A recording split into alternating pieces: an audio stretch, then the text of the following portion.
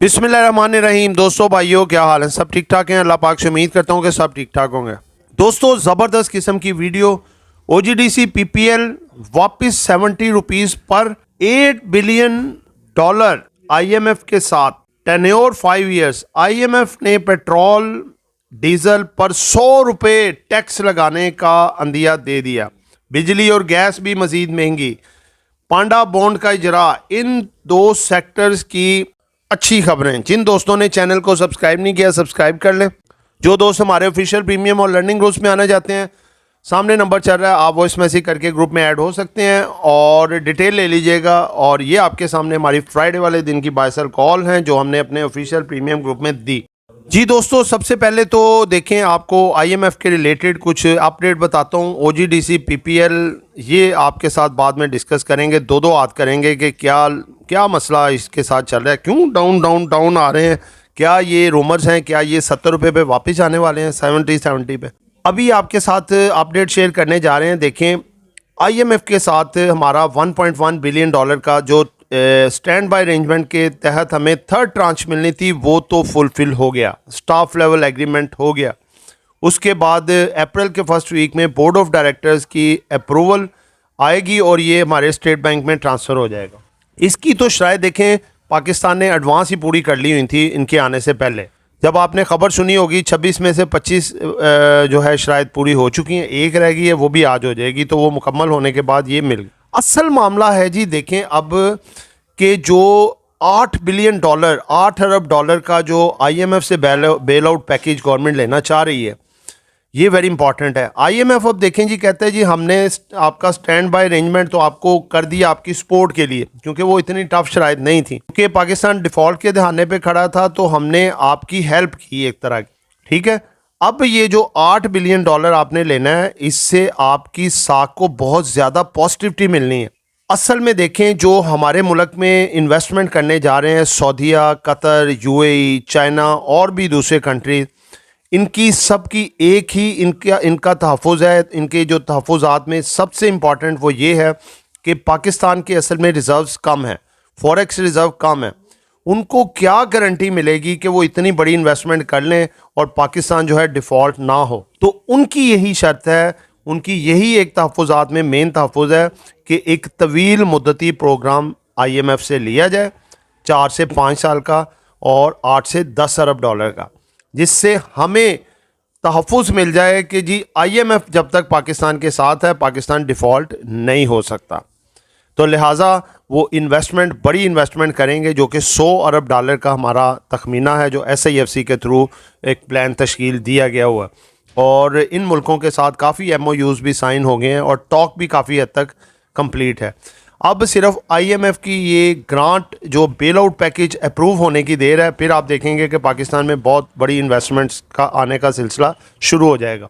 तो दोस्तों, IMF, अब जारी सी बात है कि एक बड़ी अमाउंट है, बड़ा बेल आउट पैकेज है, तो IMF अब डिक्टेट तो करेगा कि कैसे आपने अपनी मईशत को दुरुस्त करना है, कैसे मामला करने हैं, जो माजी में आप गलतियां करते रहे, कैसे उनको दूर करना है। अब उसको लेके अब पाकिस्तान के पास आ जाके 2-3 सोर्सेज ही हैं, जैसे पेट्रोल है, बिजली के बिल हैं, गैस के बिल है, टैक्स वगैरह है।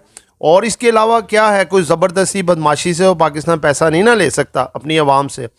तो लिहाजा IMF देखें, वो नहीं कहता कि आप इसमें बढ़ाएं। जब आप किसी से कर्जा लेते हो, दोबारा उसके पास कर्जा लेने चले जाते हो, तो वो आपसे पूछेगा, भाई आप पहले भी कर्जा लेके गए हो, ठीक है, उसकी किस्तें मुझे दे रहे हो, आपके हालात इतने अच्छे नहीं हैं, आप और कर्जा ले रहे हो, आप कहाँ से दोगे ये पैसा, मुझे कैसे चुकाओगे? क्योंकि पैसा तो जारी सी बात है, आप मार्केट में बैठे हो, पैसा तो आपने देना है। अगर नहीं दोगे तो डिफ़ॉल्ट हो जाओगे, आपको कोई भी पैसा नहीं देगा। ठीक है, तो ये तो जारी सी बात है, असूल होता है मार्केट में, अगर आपने किसी का पैसा देना है, वो नहीं दिया, तो आप मार्केट की नज़र में आपकी हवा ख़राब हो गई और आपको कोई भी बंदा पैसा नहीं देगा, आया कि यहाँ तक आपके रिश्तेदार भी नहीं देंगे। अगर मैं आपसे ऐसा कहूं कि आप महंगाई के इस मुश्किल दौर में घर बैठे हर महीने लाखों रुपए कमा सकते हैं, तो यकीनन आपका एक्सप्रेशन भी कुछ ऐसा ही होगा। हम आपकी मदद करेंगे ताकि आप घर बैठे लाखों कमाएं और अपने ख्वाब पूरे कर सकें। हम लेकर आ रहे हैं आपके लिए अपने पेड WhatsApp ग्रुप्स। इस लिस्ट में सबसे पहले आता है हमारा ऑफिशियल व्हाट्सएप ग्रुप, जिसमें हम आपको daily buy sell calls, targets और स्टॉप लॉस बताएंगे। इस ग्रुप की मंथली फीस है 1500 रुपीज़। इसके बाद आता है हमारा प्रीमियम ग्रुप, जिसकी सर्विसेज भी प्रीमियम है।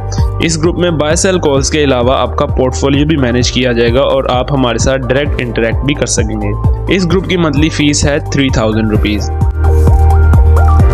लास्ट में आता है हमारा लर्निंग ग्रुप, जिसमें आपको डेली कंसेप्चुअल और easy to understand lecture provide किए जाएंगे और आपको बनाया जाएगा एक एक्सपर्ट ट्रेडर। ये 4 मंथ का कोर्स है और इसकी मंथली फीस है 7500 रुपीज़। अगर आप इन तीनों में से किसी भी ग्रुप का मेंबर बनना चाहते हैं तो स्क्रीन पर चलते हुए नंबर्स पर कांटेक्ट करें।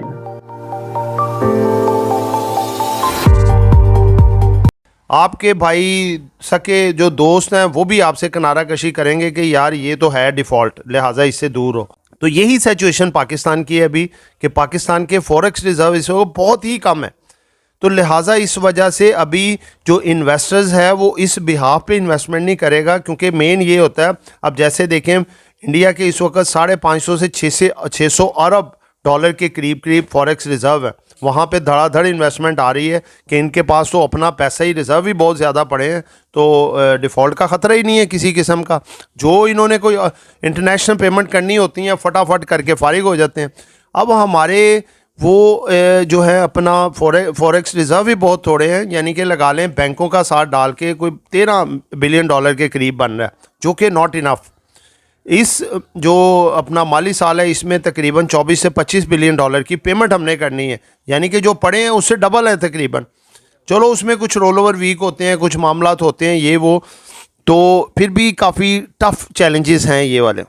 तो लिहाजा IMF को गवर्नमेंट ने बताया कि जी हम पेट्रोल के प्राइस बढ़ा सकते हैं, बिजली के गैस के टैक्स को मज़ीद नेटवर्क बढ़ा सकते हैं। रिटेलर से 35 लाख रिटेलर होलसेलर नेट में ला रहे हैं, जिनको बिजली के बिलों की मद में टैक्स लिया जाएगा, यानी कि जो उनकी सालाना इनकम होती है उसको 12 पे डिवाइड करके पर मंथ के हिसाब से टैक्स लिया जाएगा। पेट्रोल पे जो है 100 रुपये तक लेवी बढ़ाने का, या टैक्स समझ लें आप कि टैक्स अगर 100 रुपये सिर्फ टैक्स ही होगा पेट्रोल में, तो लगाएं कि जो पेट्रोल की कॉस्ट, पेट्रोल पंप जिनके हैं उनका बीच में कमीशन, बीच में डीलर्स का कमीशन, तो ये रेट कहाँ पे पहुँचता है। ठीक है, ये आप देखें बिजली के बिल में भी 7 रुपये 20 पैसे का जुलाई से इजाफा किया जा रहा है। गैस के प्राइसेस भी सुई नॉर्थ सुई साउथ ने बढ़ाने के लिए कह दिए 300% मज़ीद। पहले ही नहीं मान, ऊपर सा टप चढ़े आसमान। एक कहावत बनी हुई है ना कि पहले ही इतने ज़्यादा बिल थे, ऊपर से और ज़्यादा बिल ला देंगे तो क्या बनेगा। तो दोस्तों ये सारे मामलात हैं, तो इसको आपने मद्देनज़र रखना है इन सब चीज़ों को भी। लेकिन अगर हम सारे एस्पेक्ट देखें कि ठीक है मुश्किल है मामलात, लेकिन ये मईशत के लिए बेहतर है। पाकिस्तान को अगर दुरुस्त सिमत में लेके जाना है तो ये सब कुछ करना पड़ेगा। अगर ये सब कुछ कर लेंगे तो वक्ती तौर पे परेशानियां मुश्किलात आएंगी, लेकिन आगे रास्ता हमवार हो जाएगा जब हमारे मुल्क में इसको पॉजिटिविटी होने के बाद, IMF की तमाम शराइत पूरी होने के बाद पाकिस्तान की जो रेटिंग बढ़ेगी, मुस्बत में आएगी, इन्वेस्टर्स का एतमाद बढ़ेगा और हमारे मुल्क में एक बड़ी इन्वेस्टमेंट आने के फिर चांस हैं। और जब वो बड़ी इन्वेस्टमेंट आएगी, रोज़गार के मौके खुलेंगे और इसके साथ साथ पाकिस्तान की मईशत बेहतर होगी, हमारे फॉरेक्स रिज़र्व बढ़ेंगे, फिर आहिस्ता आहिस्ता हम कर्ज़ों से निजात हासिल कर सकते हैं और चीज़ों को सस्ती कर सकते हैं। तो दोस्तों इसलिए ये मुस्बत हम कंसिडर करते हैं मईशत के लिए, पाकिस्तान स्टॉक मार्केट के लिए, कि वक्ती तौर पे मुश्किलात हैं लेकिन ये रेस्क्यू किया जा रहा है। पाकिस्तान की इकॉनमी को ऐसे बहुत पहले कर देना चाहिए था कि जो है एक तो पैसों में खुर्द बुर्द ना हो पाकिस्तान के कौमी ख़जाने में, दूसरे नंबर पे जो चीज़ें जिस रेट पे आएँ उसमें पाकिस्तान का प्रॉफिट रख के फॉरेक्स रिज़र्व को बढ़ाते जाएं साथ साथ, ताकि एक रूटीन पब्लिक की भी बनती कि लो जी ये रेट है, इस तरह से है, और इन्वेस्टमेंट के मौके होते हैं और हमारे मुल्क में इतनी गुर्बत या बेरोज़गारी ना होती। बहरहाल देर आए दुरुस्त आए, हम इसी को ही मद्देनज़र रखते हैं और ये सारा हो जाता है और इंशाअल्लाह ताला ये हो जाएगा, क्योंकि गवर्नमेंट और SIFC जो पैनल मिल के काम कर रहे हैं, इन्होंने तहैया किया कि एक दफ़ा आप ये मामला को ठीक करना है।